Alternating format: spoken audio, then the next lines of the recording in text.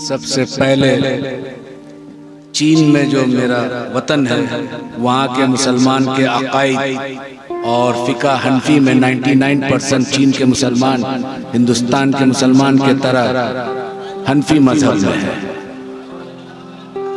अब जमात कौन सा है, तो जमात अहले सुन्नत वल जमात है।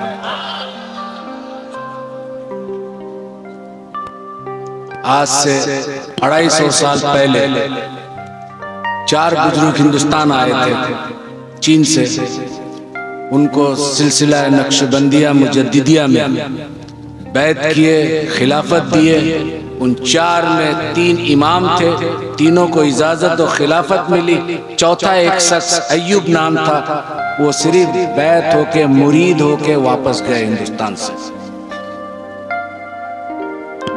ये 3 शख्स जिसको खिलाफत मिली थी, उनका नाम है सैयद दाऊद रहमतुल्लाह अलैह, शाह कमालुद्दीन नक्शबंदी रहमतुल्लाह अलैह, शाह शमसुद्दीन रहमतुल्लाह अलैह।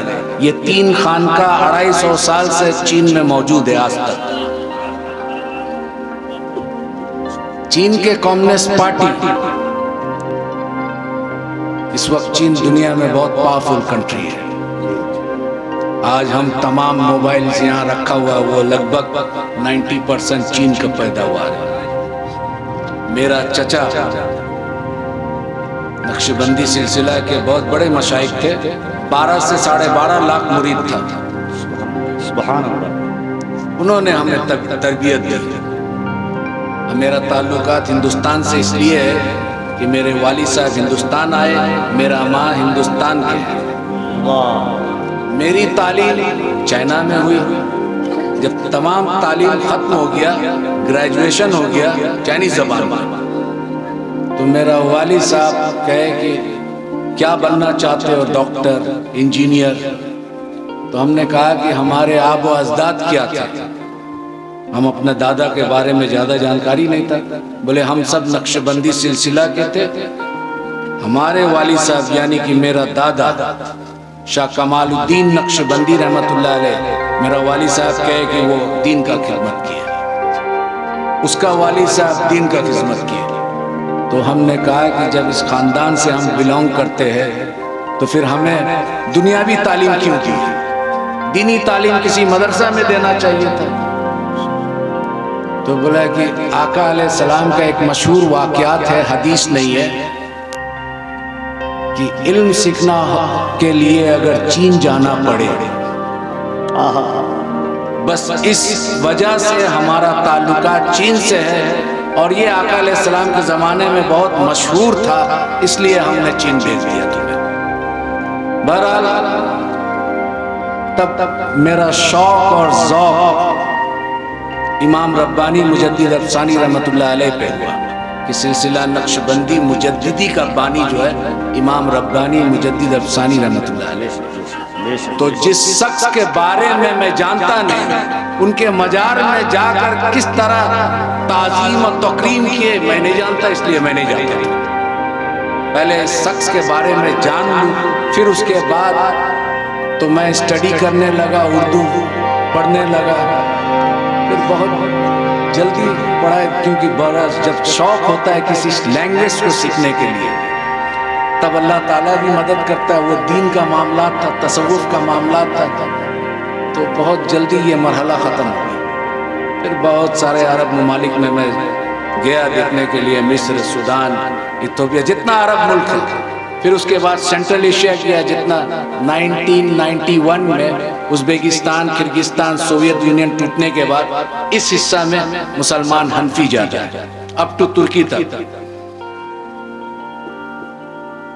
उसके बाद जब दीनी तालीम पूरा मुकम्मल हो गई, अब ज़ौक़ और शौक़ व तसव्वुफ़ क्या है। और तसव्वुफ़ सीखने के लिए सबसे पहले आपको 2 चीज़ चाहिए। एक आपको कामिल मशाइख, जिसको हम पीर साहब कहते हैं। आज यहाँ एक बहुत बड़े पीर महबूब अली शाह रहमतुल्लाह अलैह यहाँ आज हम लोग को हाजिरी का नसीब हुआ। वो कौन शख्स थे, क्या थे, जो दुनिया भूल नहीं पा रहा है? वो पूरी जिंदगी तसव्वुफ़ के बुजुर्ग थे। जब तसव्वुफ के बुजुर्ग सुलूक की राह में कमालात हासिल कर लेते हैं तो अल्लाह ताला उनको अपना दोस्त बना लेता है और विलायत की नेमत से नवाज देता है। तो उन्हीं के एक ज़ौक़ और शौक़ और एक रूहानी निस्बत हमें यहाँ खींची। मेरा मादरी ज़बान चाइनीज़ है। अब चीन के बारे में थोड़ा मैं जानकारी दे दूँ। हम रसूलुल्लाह सल्लल्लाहु अलैहि वसल्लम के ताज़ीम में जब वहाँ जुमा का नमाज होता है तो हर मस्जिद है तो जुमा के नमाज के बाद सलातो सलाम पढ़ा जाता है। और जब सलातो सलाम पढ़ा जाता है, अगर ये गांव साइड में मस्जिद है तो वो किसान लोग खेती करता है, कुछ लोग गाड़ी से जाता है, तो जब ये सलातो सलाम पढ़ा जाता है और इसका आवाज जहां तक जाता है औजार छोड़ के खड़े हो जाते हैं। सुभान अल्लाह। मैं ऐसा ताज़ीम दुनिया के किसी भी मुख्तलिफ इलाकों में सफर कर हासिल किया लेकिन देखा नहीं। तो फिर मेरा दिल, ये इतना चाइनीज लोग इतना मोहब्बत और इतना ताज़ीम और तौकीर, तो वो पता चला स्टडी करके कि ये 3 खानका जो बनाए थे उसी की कमालात है। अब सवाल उठा क्योंकि तबलीग जमात के लोग भी चीन पहुंचे थे, पाकिस्तान से उनका ताल्लुकात अच्छा था, तो जुमा के टाइम ये लोग बैठे रहते थे। तो मेरा चचा बोला कि ये पाकिस्तान का और हिंदुस्तान का भाषा तुम लोगों का एक ही है? मैं बोला लगभग एक ही है, उर्दू बोलते हैं, हम हिंदी बोलते हैं। तो बोला समझ सकते हैं? बोला तो इन लोगों को कहो कि आइंदा हमारे मस्जिद में ना आए, नमाज पढ़ के चले जाए, दीन ना लेके आए, क्या सिखाने आया? बोले क्यों? बोला हज़रत साद बिन अबू वक्कास रज़ियल्लाहु ताला अन्हु चीन में आ चुके थे, उसके दीन को हम पकड़ेंगे, इनसे कह देना है कि तुम अपना दीन मुबारक को ले जाओ। तो बोले कि नहीं, ये नमाज में बैठना और सलातो सलाम पढ़ना खड़ा कहाँ से साबित है, दलील दीजिए। वो तबलीग जमात के 16 आदमी थे। आज तो तबलीग जमात चीन में बैंड है, वहाबी बैंड है। सिर्फ अगर चीन का सरकार इस्लाम को कबूल करता है तो वो बोलता है कि खानका के जैसा मुसलमान बनाओ जो मोहब्बत फैलाता है। नारे तकबीर, नारे रिसालत, मसलके आला हजरत, मसलके अहले सुन्नत। सुभान अल्लाह। अब सवाल है, अरब में देखते हैं लोग, अरब से इस्लाम आया, सहाबी अरबी थे, ताबईन अरबी थे, तबे ताबईन अरबी थे, आका अलैहिस्सलाम अरब में आया। तो अरब में खारजी भी आया था, राफजी भी आया था, मुतजल्ला फिरका जो है अरब में आया था। ये तमाम शिया जो हजरात है, हमारा कोई बात नहीं है, हमारा अकायद में इख्तिलाफ है, लेकिन ये सब यहाँ अरब में आया था, हिंदुस्तान में नहीं आया था।